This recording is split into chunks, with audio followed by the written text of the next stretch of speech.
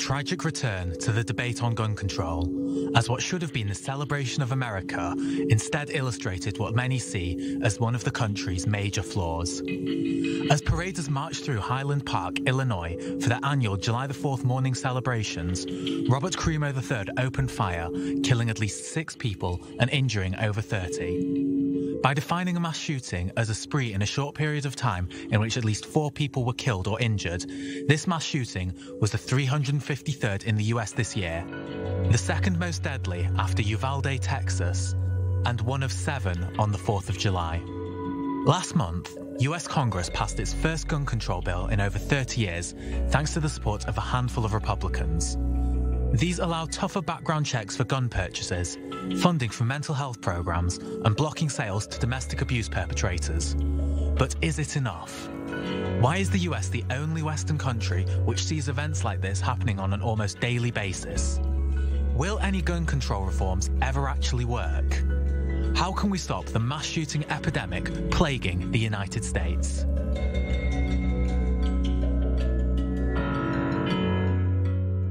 So let's get to it. How can we stop the plaguing epidemic of mass shootings in the United States? Dear panelists, you know the rules. You each get 30 seconds to lay out your initial stance, and we pick up the debate right after. So, Paige, please take the lead. So just to give you a little bit of my background, I am a firearms instructor. I have been an advocate for the Second Amendment my entire life. And it has been a positive experience up until about 3 years ago. The Constitution has been around for almost 250 years. I am pro-firearm. I am pro-firearm safety, educating and empowering and having law-abiding citizens exercise their Second Amendment right, because I am my own first responder. Oh, and we will definitely touch those issues in a bit. Trimmel, your take? So how can we stop the mass shootings that are so commonplace in America? We simply need to stop the ability to shoot in mass, restrict military-grade weapons from being accessible by the public. Law enforcement typically don't even carry these guns, yet individual citizens are able to legally obtain these weapons because many conservatives are only interested in finding excuses to have unfettered access to guns. It's time to focus on why there is this need to gather arms. What is the fear? Are people seeking guns to protect themselves from the gun violence plaguing this country? We have to get out of this crazy loop. Yeah, chicken and egg kind of a scenario. Marc Shulman, last but not least. The Constitution talks about a well-regulated militia. I don't see any of these people who are buying these guns being part of a well-regulated militia. An assault rifle ban was used, needs to be returned. There is no excuse for anyone to fire. I looked at the pictures. That was full automatic. We don't even use that in the Army when we fire a weapon. This guy was firing on full automatic. There is no reason why an individual citizen should have it. Unfortunately, some of the gun supporters have gotten to the point where they think it's needed to protect against the government. And that's not what we're talking about, and that's not what the Constitution ever talked about. Well, dear panelists, please feel free to engage in a conversation from this point onwards. And let's start with the latest, because new details emerge, and it appears that the shooter planned the attack for 6 weeks before it actually took place. So maybe the debate is not even gun control, but rather the lack of proper intelligence or monitoring, you name it. But again, the writing was literally on the Facebook wall. Look, the fact of the matter is there are crazy people all over the world. There are people who want violence all over the world, but only in the United States can almost everybody get an assault weapon. And that's, it's not going to stop it. It's not going to stop all the killing, but it'll slow it down. It'll decrease it. There is no excuse why citizens of this type who want to go on a killing rampage are better equipped and better armed than the first responders who come in to try to defend people. This has to end, but it won't end because there's an obsession at this point among Second Amendment people who believe that that's the most sacred thing in the world is the Second Amendment, but they leave out that first part. It was created to create a militia, not so that everybody can run around with an assault rifle. But as Paige alluded to earlier, the more guns, the more violence, or rather the more violence, the more need for guns, Trimmel? So I think what we need to do... Go ahead, Paige. Yes, Paige. I was just going to respond to what you said earlier. So Something that is a term that's made up, that's used by the mainstream media, is an assault weapon. A weapon is used in military. That's the term that they use. However, as civilians, we use the term firearm. It's a tool for us. It's how we protect ourselves. And with these mass shootings, something that was defined earlier in this broadcast was that there was over 300 shootings or mass shootings, and it's important to know what those definitions mean, because the FBI defines a mass shooting very differently, or an active shooter. So an active shooter is someone who is, like what happened yesterday, someone who is shooting in the public or have something that is pre-planned. And then a mass shooting is 3 or more shooters. So unfortunately, there was a mass shooting yesterday.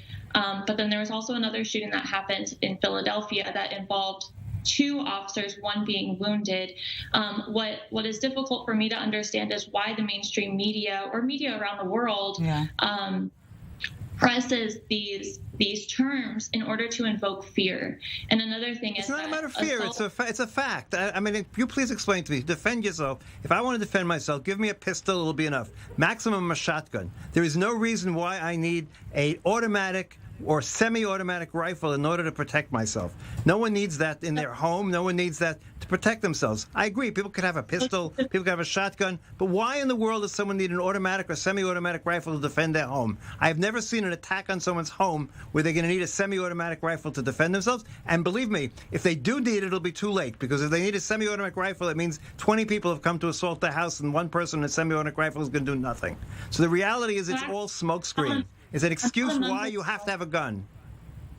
Yes, so Paige, about please. a month ago, there was actually a pregnant woman and her husband. A week prior to this event, got his wife a semi-automatic AR-15, which is legal to obtain as a civilian here.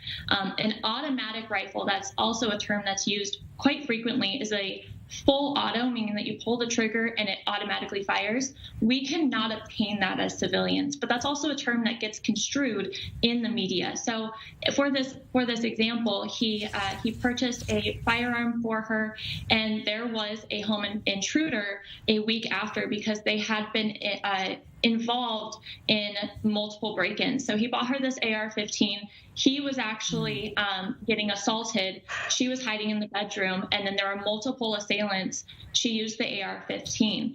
This also happens because you don't realize how many shots it actually takes. But she could have used a pistol. She could have used a shotgun. She did not need an AR-15. And yes, a semi-automatic rifle can only fire as fast as you can pull the trigger. But you can pull the trigger very fast. As someone who's used it in the past, you can fire very quickly, even on semi-auto range. You can kill a lot of people on semi-automatic. Sir, you can do the same damage with a pistol. We're seeing their... Yes, Trimmel, please. Yeah. No, I was just going to say, sadly, we're seeing, and the explanation we're getting from Paige is that now it's the media's fault, and in the way of the terminology used to describe the weapons used. And people are in fear of dying. That's what it comes down to. And what we're seeing happening over and over again, it's being used by guns. There's a gun violence problem in this country. So getting technical on the terminologies used and using media as a scapegoat to say they're the ones who are injecting fear. People are going to a 4th of July parade now, and they're concerned about being shot or dying or going to a concert or going to schools. That's where we are. It's not about the definitions being used to describe, like the different types of weapons. We have these weapons being used that are killing people. And Trimmel, this is, as mentioned, the first such attack or incident or shooting spree since this new legislation. Groundbreaking, no doubt about that. If we look at the laws that have been, the law that has been passed and supported by both, by lawmakers from both parties, could it theoretically have prevented this incident, or does it just expose the vulnerability of this legislation? It could help if they're given the chance to put into practice.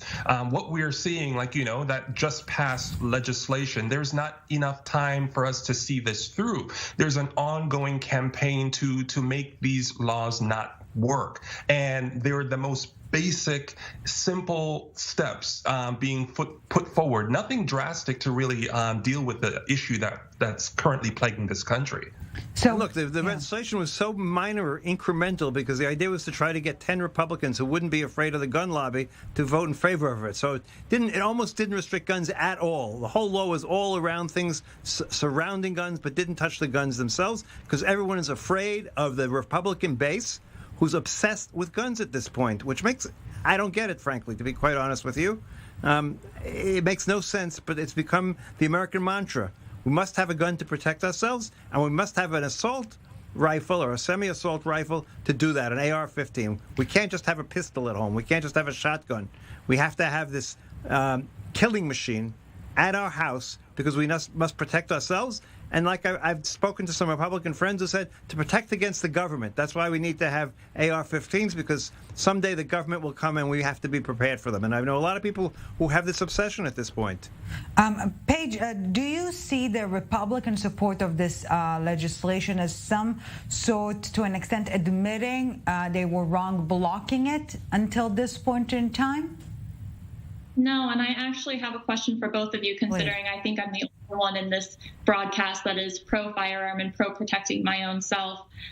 What is your guys' overall goal? Do you want absolutely no firearms? Do you just want to get rid of AR-15s or semi-automatic rifles? Look, no one's going to get rid of all firearms in the United States. That's never going to happen. But the reality is you want to limit what the damage that can be done. So my personal view is individuals should not have assault rifles, semi-automatic rifles. They should not be able to buy armored vests to go up against police. They should be limited the number of ammunition that they can have. I don't mean zero. And obviously they can have as much as they want on shooting ranges or whatever else, but they shouldn't have an unlimited amount of ammunition at home. Those would be the things that I would do that would not solve the problem, but it'll at least tamper it down a little bit. There'll be less. Less is better. More people will live. That's a good thing. And I think that's what we need to move in that direction. More people should live. And the way to do that is to limit the most lethal weapons that are out there. It's not going to solve it. There's no way to solve it at this point. But we need to at least do something to limit it and not be afraid of taking action that will limit it. Yes, well, unfortunately, we need to take a short break now, but obviously we will continue the debate from exactly this point. Before we dive right back to the conversation, let's take a listen to some American leaders in the aftermath of this tragic shooting. Before I left for Europe, I signed a law, the first real gun safety law in 30 years. You all heard what happened today.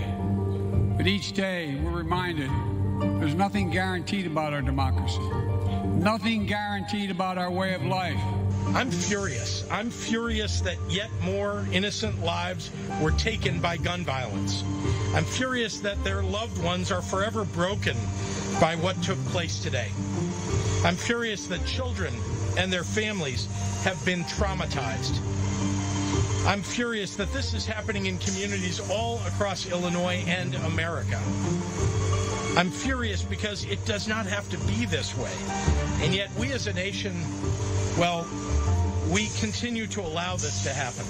There is no reason for a person to own a military assault weapon. It has no value for hunting or sports or even self-defense. It is a killing machine. So let's get to it. The attack, the statements. Is it just a Groundhog Day? Let's kickstart this debate with another 30-second round each and pick up right after Mark, please. Is it another Groundhog Day? Yes, it is very much so. I don't really see anything really happening.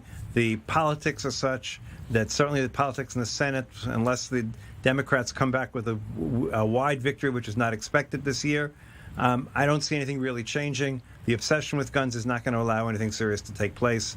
Little incremental things maybe, but nothing significant. Paige, your take? I believe that, we need to start arming and continue to arm our citizens, like I said. And unfortunately, I know that you believe that we have an obsession with firearms. However, this is part of our Constitution, just like we have the right to free speech, and we want to continue that free speech. You know, I believe that the country is extremely divided, and we all have the same goal. We all have the same goal, and we have empathy. However, we're going about that goal differently, and I don't know how that's going to be solved. Yes, last but not least, Trimmel. Thank you. I think people are finding excuses to not be reasonable. And what we're seeing here, and as Paige outlined, and the question she posed, like, you know, what am I willing to do? The question needs to be turned from her standpoint. What are you willing to do? You're in the position of power where the country is appealing to you and supporters like you who do not want to make any movements with regards to adjusting guns and to tamp down on the violence that we're seeing. We want to hear from you and what you're willing to adjust to make sure this country's more safe for us all. So please take the debate from here. Paige, you've heard what Trimmel was pointing out to. What would you say? I would love to respond to that. So where I was going with that, you know, we see these events happen, and as humans, we naturally have empathy for those situations, and we don't know how to respond. And the immediate response that we want to do is just react. And the reaction that we have is, well, let's just get rid of the tool that was used, but we don't want to dive in deeper into the person's mental health, how to fix that mental health, social media. There are things like that we need to focus on, but the immediate, quickest response that we can have is to ban guns. A lot of people come to this country so that they can exercise their Second Amendment right. They can protect themselves. So something that I am doing, actually, personally, as a firearms instructor, I actually have a lot of women who come to me, and they want to defend themselves. They want to defend their families. You know, even in 2020, when the pandemic was happening, we, like I mentioned before, we have a firearm or a gun range, a training facility that I'm the training coordinator for, and we have lines out the door of people who voted right and left, people who did not want firearms and probably are more on both of your gentlemen's side than mine, coming in and saying, I never thought that I would have to be walking into this store, but I need a firearm to defend my home because I don't think the police are going to come. That is impactful. And we don't hear about that on mainstream media. We hear about what you both are saying, that it's a weapon, a mass killing machine. And that's not correct. And so something that I am actually doing. But why? Explain to me why. Excuse me, sir. I am working with a program, especially for schools, churches, and other organizations. It's not an organization called FASTER, and it stands for Faculty Administration Safety Training and Emergency Response. Because even though we saw what happened. We saw what happened in Ilvad, Valde. The reality is, how does more people with assault rifles, or however you want to define it, help make people more safer? I don't really understand your point. I understand why people need a pistol to defend their homes. I understand all that. But why do they need a gun that can fire 30 rounds a minute, that can kill lots of people? What are they defending against exactly? A horde of invaders that are going to come to their house? I mean, let's be realistic here. Yes, there's home invasions in the United States. Yes, terrible things happen from time to time. But it's usually one perpetrator, maybe two perpetrators. You do not need to give a weapon that is used in armies all over the world or equivalent to people at home to defend themselves. And stop with the Constitution. The Constitution talks specifically about a well-regulated militia. None of you are part of a well-regulated militia. You are homeowners, you're individuals. It does not talk about that in the Constitution. We've created some right that never really existed because some Supreme Court justices made some interesting interpretations of the Constitution. But it's not from heaven. It's not something that can't be changed. And finally, one other point, what happened here in Israel. When I was a young soldier, soldiers were all took their guns home for the weekends. Whenever they left the bases, they all carried their guns, so there'd be guns to protect people. However, what happened over the years, they found out a high number of suicides, accidental killings, and all of those type of things took place. Now only subsets of soldiers bring their guns home for the weekends when they leave the base, because guns can also be dangerous. Trimmel, maybe we're trying to rationalize what is at its core a more emotional type of debate. Gun mythology, if you will, is so profoundly enshrined to an extent in American consciousness. So again, maybe we're having two different discussions here. I had a discussion a couple of weeks ago on the emotional that you mentioned because Paige described, like, through her training process and the element of fear of a home invasion, fear when she talked about, like, the use of assault weapons and being described in the media as injecting fear. We need to sit down and gather and have that discussion about what is actually likely to happen and the fear around it. That's where we can start having these conversations, but also with the caveat that this is not the first mass shooting that we're dealing with. I've been on this show for like 3 or 4 consecutive weeks with mass shootings here in America. So this is not the first time we're having this discussion. Is why haven't we been able to have those conversations, Paige, earlier on? It's because there's a big movement to stop us from having any reasonable consensus to really tackle this issue. Paige, please. Honestly, I do agree with you. I think what I mentioned before is that we are on two completely opposite sides. There is where I'm at, where you both gentlemen are at, and then there's people in the middle who are just confused or listening to just what the media says. Something that, even 5 years ago when this event wasn't happening, is that firearms save every year 60,000 to 2.5 million lives. However, we don't hear about that. Do you gentlemen hear about that when a firearm was used in self-defense? But we don't hear about that because what I believe, and this is why I am not willing to give an inch, and this is why I quote the Constitution, sir, is because when the government wants to take our firearms or take an AR-15, AR-15s aren't going away. We have millions around the country. It would be amazing if they removed them, if they found a way to remove them. But I will say that they aren't going anywhere. However, the bills that are going through office right now are only restricting myself or my neighbor or my friends, or my family members, or my acquaintances, law-abiding citizens.